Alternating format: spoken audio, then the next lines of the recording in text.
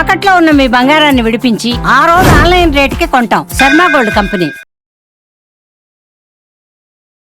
నమస్తే, మీరు చూస్తుంది సుమన్ టీవీ. నేను మీ కీర్తి. నాతో పాటు ప్రముఖ ఆధ్యాత్మికవేత్త జ్యోతి శరత్ గారు ఉన్నారు. నమస్తే జ్యోతి గారు. నమస్తే. భీష్మాష్టమి సందర్భంగా భీష్ముడి మీద బోల్డని డౌట్స్ ఉన్నాయండి నాకు. అసలు ఆయన ఎందుకు బ్రహ్మచారిగా ఉండిపోవాల్సి వచ్చింది? అంత పనిష్మెంట్ తీసుకోవాల్సిన అవసరం ఏముంది అంపశయ్య మీద? అండ్ పంచ ప్రాణాలు ఒక్కొక్క రోజు వదిలేరంటారు కదా, అంత శక్తి ఆయనకి ఎందుకు వచ్చింది? ఎవరి ద్వారా వచ్చింది? అసలు ఆయన జీవితం ద్వారా మనం అందరం మానవాళి అందరికీ కూడా ఆయన ఏం సందేశం ఇవ్వదలిచారు? అంపశయ్య మీద ఉంటూనే మనకి విష్ణు సహస్రనామాలు మొట్టమొదటిసారిగా ఆయన చెప్పారే, ఎందుకు అంత పనిష్మెంట్ ఆయన యాక్సెప్ట్ చేశారు? ఇలాంటి విషయాలు అన్నమాట. భీష్మాష్టమి అంటేనే అంటే మీరు అన్నట్టుగా మనకి పంచప్రాణాలు అంటారు కదా. మొదటి ప్రాణము రథసప్తమి రోజు ఆయన విడిచిపెట్టారు. రథసప్తమి రోజు ఒక ప్రాణం పోయింది కాబట్టి తర్వాత రోజు అయిన అష్టమి రోజు మనం తర్పణాలు ఇవ్వాలి అని అంటారు. అలా సప్తమి, అష్టమి, నవమి, దశమి, ఏకాదశి రోజు 5వ ప్రాణం కూడా విడిచిపెట్టి పూర్తిగా భగవంతునిలో ఆయన కలిసిపోవడం జరిగింది. కాబట్టి ఇది ఎక్కడ మొదలైందంటే సప్తమి రోజు మొదలైంది. అంటే సప్తమి రోజు ఆయన ప్రాణాన్ని విడిచిపెట్టారు కాబట్టి తర్వాత రోజైన అష్టమి రోజు మనం తర్పణాలు ఇవ్వాలి అంటాం. అయితే ఇక్కడ మనం భీష్ముడు అని అంటున్నా, భీష్మాచార్యులు అంటున్నాం. ఆచార్య అనే పదం ఇక్కడ పెడుతున్నాం. అంటే ఆయన ఎవరికైనా గురువుగా ఏమైనా నేర్పించారా అంటే బహుశా లేదు. ఎందుకంటే కౌరవులకు కానీ పాండవులకు కానీ ద్రోణాచార్యులు వారు ఉన్నారు విద్య నేర్పించడానికి. కాకపోతే అందరినీ ఈయన చూసుకుంటూ ఉండేవారు పెద్దవారు. అంటే ఆయన కేవలం కౌరవులకో పాండవులకో అని కాదు, మనందరికీ కూడా ఆచార్యుడు అని అంటారు. ఎందుకు ఆచార్యుడు అంటే మనిషి అన్నవాడు ఏ పరిస్థితిలో అయినా ధర్మాన్ని విడిచిపెట్టకూడదు. ఇది మనం వింటూ ఉంటాం, నేర్చుకుంటూ ఉంటాం. అసలు వారే గనుక ఆ రోజు ద్రౌపదిని కాపాడుంటే అసలు మహాభారతం యుద్ధమే జరిగేది కాదు కదండి. అవును, అందుకనే భీష్మాచార్యులు వారికి కూడా అంపశయ్య మీద అలా ఉంటూ లేకపోతే ఆయన కూడా వెళ్ళిపోవడం అనే పరిస్థితి వచ్చింది. అంటే ప్రతి ఒక్కరూ కూడా జీవితాంతం అంటే ఎన్ని మంచి పనులు చేసినా ఎక్కడో ఒక్కడ చిన్న అంటే ధర్మం అంటే ఎలా ఉంటుంది అన్నది భీష్మాచార్యుల వారి జీవిత చరిత్ర చూస్తే మనకు అర్థమవుతుంది. ధర్మానికి ఎటువంటి పక్షపాతం ఉండదు. ఇన్ని మంచి చేశారు కదా, పోనీలే ఒక చిన్న తప్పు అని మనలో మనం ఏదైనా క్షమించి ఊరుకుంటామేమో గాని ధర్మదేవత ఒప్పుకోదు. కాబట్టి ఆ నిండు సభలో మీరు అన్నట్టు ఆ నిండు సభలో తాను ఏమీ మాట్లాడకపోవడం అంటే ఇది తప్పు అని అనలేదు, సరైంది అని అనలేదు. ఇక్కడ కూడా ఆయన మనసులో వచ్చిన ఆలోచన ఏంటి అంటే, అవునమ్మా నీకు జరిగింది అన్యాయమే అని ఒక మాట అంటే ఆవిడ వెంటనే అక్కడ ఉన్న కౌరవులందరినీ కూడా శపించగలదు. అలా శపిస్తే కురువంశం అన్నది నాశనం అయిపోతుంది. అసలు ఆయన ఉన్నదే, ఆయన బ్రహ్మచారిగా ఉన్నా కూడా సన్యాసాశ్రమానికి వెళ్ళిపోకుండా, సరే నేను ఎప్పుడు ఎలాగో వివాహం చేసుకోను, ఆయన ఎప్పుడు సింహాసనంలో రాజుగా కూర్చోలేదు. ధృతరాష్ట్రుడే కదా రాజు. ఇటు రాజ్యమూ లేదు, ఇటు నేను గృహస్థాశ్రమాన్ని స్వీకరించలేదు. అటువంటిప్పుడు ఎవరైనా ఏం చేస్తారు? హాయిగా సన్యాసాశ్రమాన్ని తీసుకుని ఏ అడవిలకో వెళ్ళిపోయి హాయిగా ఉంటారు. దేంతో నాకు సంబంధం వద్దు అని హాయిగా ఉంటారు. కానీ ఆయన అలా చెయ్యలేదు. ఎందుకు అంటే ఈ కురువంశాన్ని నేను ముందుకు తీసుకుని వెళతాను అని ఆయన పునుకుతో కూర్చున్నారు. ఆయన విడిచిపెట్టలేదు. అదే ఆయన కర్తవ్యం అని భావించారు. మనం చాలా విషయాలు నా వల్ల కాదు అని ఒక దండం పెట్టేస్తుంటాం, అది మన కర్తవ్యమైనా. కానీ భీష్మాచార్యుల వారు ఆ పని చెయ్యలేదు. ఒకవేళ ఆ రోజు అలా అనుంటే ఆవిడ వెంటనే శపించేది. శపిస్తే అందరూ నాశనం అయిపోతారు. అంటే ఆయన తప్పు అనలేదు, తప్పు కాదు అనలేదు. ఈ సమయంలో నేనేమి చెప్పలేను, ధర్మరాజు అంతటి వాడే ఓడిపోతే ఇక నేనేమి చెప్పలేను అన్నారు. అది కూడా తప్పే. అది తప్పే కాబట్టి ఆ ఒక్క విషయానికి సంబంధించి ఆయన కూడా ఓడిపోవడం కానీ లేకపోతే యుద్ధంలో ఆయన కూడా మరణించటం కానీ ఆ రకంగా మరణించటం కానీ జరిగింది. కాబట్టి ఆయనకి కూడా అంటే ఇదొక్కటే కాదు, ఆయనకి జీవితాంతం బోల్డని బాధలు అని ఆయన ఎప్పుడు కూడా కర్తవ్యాన్ని విడిచిపెట్టి వెళ్ళలేదు. బహుశా ఇది ఒక్కటి మాత్రమే ఆయన జీవితంలో మనకి కనిపిస్తుంది. కాబట్టి ఆయన కూడా ఈ రకంగా చనిపోవడం అన్నది పెద్దవాళ్ళు కొంతమంది నిర్వచనం చెప్తూ ఉంటారు. భీష్మాచార్యుల వారు ధర్మాన్ని పాటిస్తూ ఉండేవారు. అది ఎంతవరకు అంటే ఒక చిన్న ఉదాహరణ మనం చెప్పుకుందాం. ఆయన జీవితంలో ఆయన విద్య నేర్చుకున్నది పరశురాముడి దగ్గర, దశావతారాల్లో ఒకటి అయిన పరశురాముడి దగ్గర. అయితే మనకి అంబాలిక అనే కథ వింటూ ఉంటాం. అవునండి. అందులో ఈ అంబే శిఖండిగా మారిందని వింటూ ఉంటాం కదా. ఆ సమయంలో ఈ అంబ తపస్సు చేస్తున్నప్పుడు ఇక నేనేం చెయ్యాలి, ఎలాగైనా భీష్ముని మీద కోపం అనమాట. ఇప్పుడు భీష్ముడిని నేను చంపేయాలి అనేటట్టుగా ఆవిడ ఆలోచిస్తుంది. కారణం ఏమిటి? దానికి కూడా కథ ఉంది. అంటే భీష్ముని యొక్క తమ్ముడు, సొంత తమ్ముడు కాదు, విచిత్ర వీర్యుడు, ఆయనకి వివాహం చేయాలని. ఎందుకంటే ఈయన ఎలాగో భీష్మించుకున్నాడు కదా, నేను వివాహం చేసుకోను తండ్రి కోసం. అప్పుడు విచిత్ర వీర్యుడి కోసం చాలా సోమరితనంతో ఉంటూ ఉండేవాడు.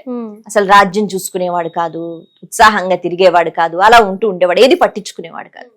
భీష్ముడే ఆయన ఈ స్వయంవరం జరుగుతున్నప్పుడు ఆయన ఈ అంబిక, అంబాలిక ఎక్కడైతే వాళ్ళకి స్వయంవరం జరుగుతుందో ఈయనే అక్కడికి వెళ్ళారు. వెళ్ళి వాళ్ళు ముగ్గురిని కూడా నేను తీసుకుని వెళుతున్నాను, ఎవరైనా యోధులు ఉంటే నాతో యుద్ధం చేసి గెలుచుకోండి అని వాళ్ళ ముగ్గురిని ఈయన తీసుకొస్తున్నారు. ఆయన కోసం కాదు, ఆయన వివాహం చేసుకోవడం కోసం కాదు, తమ్ముడికి ఇచ్చి వివాహం చేయాలని. ఎందుకంటే తమ్ముడు చెప్తుంటే కూడా స్వయంవరానికి వెళ్ళట్లేదు. అయితే వాళ్ళకిచ్చి వివాహం చేస్తే మళ్ళీ సంతానం కలిగి కురువంశం ముందుకు వెళుతుంది. తల్లి ప్రాధేయపడితే భీష్ముడు ఈ పని చేశారు. ఈ క్రమంలో ఏమైంది, అంబిక, అంబాలిక వాళ్ళు వివాహం చేసుకున్నారు. అంబ మాత్రం భీష్ముడి దగ్గరికి వచ్చి నేను సాల్వుడు అనే రాజుని ఇష్టపడుతున్నాను కాబట్టి నాకు ఇష్టం లేదు, అందుకే నన్ను అక్కడికి పంపించేయండి అని ఆవిడ అడుగుతుంది. అడిగిన వెంటనే ఈయనకి తెలియదు కదా పాపం, ఓహో అవునా అని చెప్పి సరే మరి మనసులో ఇంకొక వ్యక్తిని అనుకున్నప్పుడు ఇంకొకళ్ళతో ఎలా ఇచ్చి వివాహం చేస్తారు, ఇది తప్పని చెప్పి రథంనిచ్చి ఆవిడ్ని చక్కగా సాలువుడి దగ్గర పంపించేస్తాడు భీష్ముడు అంబని. అయితే సాలువుడికి ఎంతో పౌరుషం, ఎందుకంటే ఆ సమయంలో స్వయంవరం సమయంలో సాలువుడు కూడా అక్కడికి వచ్చాడు. భీష్ముడిని అస్సలు ఓడించలేకపోయాడు. భీష్ముడు చెప్తాడు నన్ను ఎవరైనా ఓడిస్తే ఓడించి తీసుకుని వెళ్ళండి అని, ఓడించలేకపోయాడు. కాబట్టి ఆ పౌరుషం, కోపం ఉంది. ఎప్పుడైతే అంబ వచ్చిందో నిన్ను తీసుకుని వెళ్ళిపోయాడు కదా భీష్ముడు, ఆయన సొత్తు ఇప్పుడు నువ్వు, నేనెందుకు నిన్ను స్వీకరిస్తాను, పైగా నేను నన్ను అక్కడ ఓడించి తీసుకెళ్ళిపోయాడు, ఇప్పుడు అందరు ఏమనుకుంటారు, భిక్ష అనుకుంటారు, నాకొద్దు అని పౌరుషంతో ప్రవర్తించి ప్రేమించిన అమ్మాయిని కాదంటాడు. అప్పుడు తను ఏం చేస్తుంది, తండ్రి గారి ఇంటికి వెళదాం అనుకుంటే వెళ్ళదు, తనకి ఇష్టం ఉండదు. నేను ఎలాగైనా ఇక్కడ సాలువుడి దగ్గరికే వద్దాం అనుకుంది, ఆయన పొమ్మన్నాడు. ఇప్పుడు ఏం చేసింది, అందుకని ఒక ఆశ్రమానికి వెళ్ళిపోయింది. ఆశ్రమానికి వెళ్ళిపోయి అక్కడ నేను తపస్సు చేసుకుంటానని బాధపడుతోందట. అయితే అక్కడ అనుకోకుండా ఈవిడ తాతగారు అక్కడికి వచ్చారు. వచ్చి అన్నారు సరే తల్లి ఒక పని చేద్దాం, భీష్ముడే తీసుకుని వెళ్ళిపోయాడు కదా, కాబట్టి భీష్మునికి ఇచ్చి నేను నీకు వివాహం చేస్తాను, ఒప్పుకో, ఎందుకంటే సాలువుడు కాదన్నాడు. అయితే భీష్ముడు వివాహం చేసుకుంటాడా, చేసుకోడు, నేను ఒప్పిస్తాను. ఎందుకు అంటే వాళ్ళ గురువు పరశురాముడు బాగా తెలుసు, గురువు గారి మాట కాదండుగా, కాబట్టి నేను గురువుతో చెప్పిస్తాను, నువ్వు బాధపడకన్నట్టు అని పరశురాముడికి చెప్పాడు. పరశురాముడు కూడా సరే నా శిష్యుడే కదా నేను చెప్తానన్నట్టు పిలిపించారు భీష్మాచార్యుల వారిని. ఆయన దగ్గరికి వెళ్తే ఆయనే గురువు గారు వచ్చారని గబగబా వచ్చారు. వస్తే నువ్వు ఇంత పని చేసావు కదా, మరి అయితే నువ్వు వివాహం చేసుకో, లేకపోతే మీ తమ్ముడికి ఇచ్చి వివాహం చేయి. తమ్ముడు ఆయన ఎంత పౌరుషంతో ఉన్నాడు అంటే నేను నచ్చను, ఇంకొకళ్ళు నచ్చుతున్నారు అని వెళ్ళిపోయింది కదా, అలాంటి వాళ్ళు నాకెందుకు, ఆయన కూడా పౌరుషమే, ఆ సాలుడికి పౌరుషమే, నేనేం చేసుకోను అన్నట్టు. అసలు నేను మనసులో లేనప్పుడు నేనేం చేసుకుంటాను, నేను చేసుకోను. గురువుగారు అన్నారు సరే అలాంటప్పుడు నువ్వు చేసుకో, తీసుకుని వచ్చావు కదా అన్నారు. భీష్మాచార్యుల వారు అన్నారు నేను ఆ జన్మ బ్రహ్మచారి అని నేను ప్రతిజ్ఞ చేశాను, నేను చెయ్యలేను, నేను ఈ పని చేయలేను, ఇక్కడ ఇంతే ధర్మం, అంటే ఇంకా ఆవిడ నచ్చినట్టు ఆవిడ ఇంకా ఉండటమే అని అన్నారు. పరశురాముల వారు ఒక మాట చెప్తారట, అయితే నువ్వు వివాహం చేసుకో, లేదంటే నాతో యుద్ధం చేయి. భీష్మాచార్యుల వారు అన్నారు సరే నేను యుద్ధమే చేస్తాను, కానీ నేను వివాహం చేసుకోను. అంటే కొన్ని పరిస్థితుల్లో సరేలే ఇప్పుడు ఏం చేస్తాము అన్నట్టుగా ధర్మాన్ని తప్పుతూ ఉంటాం, కానీ భీష్ముడు అలా కాదు, పూర్తిగా ధర్మాచరణ చేయటం. నేను యుద్ధమే చేస్తానన్నారట. యుద్ధం మొదలైంది. ఎవరికి అంటే ఈయన గురువు గారికి. ఇప్పుడు ఎవరు గెలుస్తారు అంటే పెద్ద ప్రశ్నే. ఎందుకు అంటే పరశురాముడు ఆయన అసలు ఆయన శ్రీ మహావిష్ణువు అవతారం కదా, ఆయన ఓడించటం కష్టం. యుద్ధం కొనసాగుతోందట.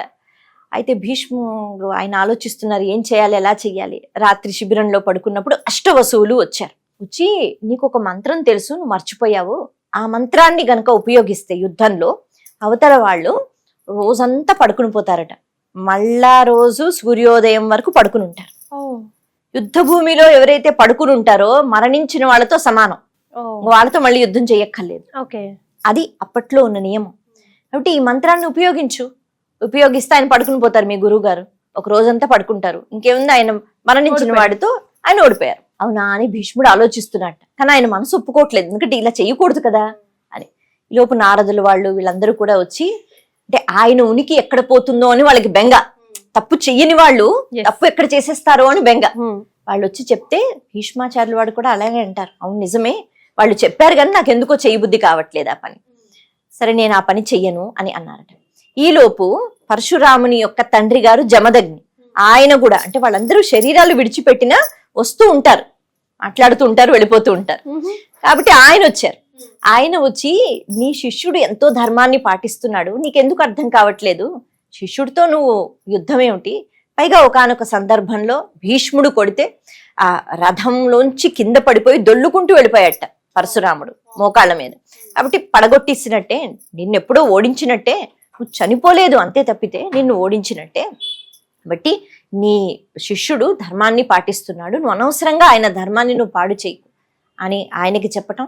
ఈ మంత్రాన్ని నేను ఉపయోగిస్తే ఓడిపోతాడని ఈయన అనుకోకుండా ఈయన కూడా ధర్మం గురించి ఆలోచించటం. పరశురాముడు ఎంతగానో మెచ్చుకుని నువ్వే గెలిచావు, నేను ఒప్పుకుంటున్నానని చెప్పి అంబతో చెప్తాడట, నువ్వు నీ తండ్రి దగ్గరికి వెళ్ళిపో, లేకపోతే ఇంకెవరినైనా పెళ్లి చేసుకో, కానీ నేను మాత్రం ఇంక సహాయం చేయలేను అని అంటారు. ఇలా చాలా సందర్భాల్లో అంటే ఎక్కడెక్కడ ధర్మం పాటించలేని పరిస్థితి వస్తుందో అక్కడక్కడ కూడా ధర్మాచరణ చేసి మనందరికీ ధర్మము అన్నది ఎలా పాటించాలి ఆయన చెప్తారు. ఇలా ఒకటి కాదు రెండు కాదు, ఆయన జీవితంలో చాలా సందర్భాలు ఉన్నాయి. ఇందాక మనం చెప్పుకున్నాం, అమాత్రంగా కష్టం వస్తేనే ఎందుకు ఈ జీవితం, చచ్చిపోతే బాగుండని అనుకుంటాం. కానీ ఆయనకి స్వచ్ఛంద మరణం ఆయన తండ్రి గారు ఇచ్చిన వరం అది. ఆయనకి 2 వరాలు ఉన్నాయి. ఒకటి, ఆయన ధనస్సు బాణాలు పట్టుకున్నంత వరకు ఆయన ఎవ్వరూ చంపలేరు, ఓకే, ఎవరు చంపలేరు. ఇంకొక వరం, ఆయన ఎప్పుడు అనుకుంటే అప్పుడే ప్రాణం పోతుంది. కాబట్టి ఆయన సరే నాకు రాజ్యం లేదు, కొట్టుకుని చావండి, మీరు ఏదో ఒకటి చేసుకోండి, నా వల్ల కాదని చెప్పి దేవుడికి నమస్కారం పెట్టి, దేవుడా నా ప్రాణాలు ఇప్పుడు పోవాలంటే ఆయన వెళ్ళిపోతారు. అదే కదా కర్తవ్యం. కానీ ఆయన కర్తవ్యాన్ని, బాధ్యత కాదు, బాధ్యత అంటే ఎప్పుడు బరువుగా ఉంటుంది, కానీ కర్తవ్యం అన్న వెంటనే నువ్వు చెయ్యాలి, ఇంక ఇందులో ఆలోచన లేదు. కాబట్టి ఆయన మనిషిగా వచ్చిన తర్వాత, కురువంశంలో ఆయన పెద్ద దిక్కుగా ఉన్న తర్వాత ఆయన కర్తవ్యం ఏమిటి, కురువంశం ఎక్కడి వరకు వెళ్ళింది, ఎంతవరకు వెళ్ళింది, అది ఆయన చూసుకోవాలి. బట్టి ఆయన బతికున్నాడు, ఆయనకి ఏ సుఖం లేదు, ఎన్నో అవమానాలు. అలాగే రాజ్యంలో కూడా కౌరవులు ఎప్పుడు పెద్దగా గౌరవం ఇవ్వలేదు. ఆయనకి తెలుసు ఆయన ధర్మంలో లేరని, కానీ కౌరవులు ఉప్పు తింటున్నాను కాబట్టి ఏది ధర్మం, నేను ఇక్కడే ఉండాలని ఆయన ఉండిపోయాడు.